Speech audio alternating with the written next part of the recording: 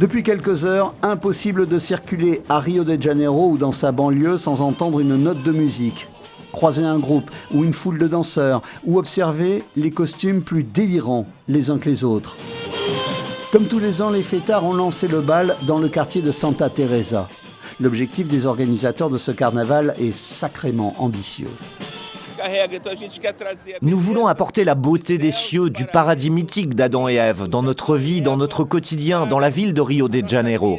Faire descendre cette beauté des cieux sur la terre. Certains célèbrent la beauté, d'autres travaillent d'arrache-pied afin d'être prêts pour la célébration la plus suivie dans le monde, le carnaval concours du Sambodrome. Les membres de l'une des 12 plus grandes écoles de samba de Rio ont décidé de frapper fort cette année. Nous voulons raconter l'histoire d'un homme qui a fait beaucoup pour les pauvres et pour le Brésil.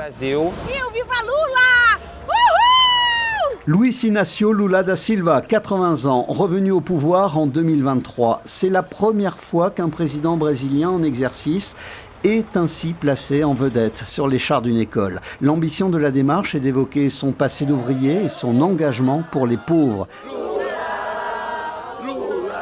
Mais ce projet ne s'arrête pas là, puisque l'école Académicos a décidé de s'en prendre au rival de Lula, Jair Bolsonaro, que l'on voit ici en clown, derrière les barreaux, avec un bracelet électronique à la cheville.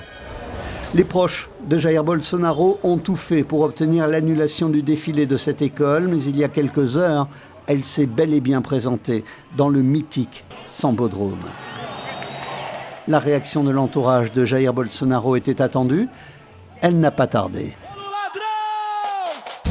Via l'intelligence artificielle, Flavio Bolsonaro, le fils, a proposé un contre-défilé dans lequel le président Lula, enrichi, pose aux côtés de son ex-homologue vénézuélien et fait la fête aux dépens des pauvres de son pays. Le carnaval de Rio est ouvert. La fête et les hostilités sont lancées.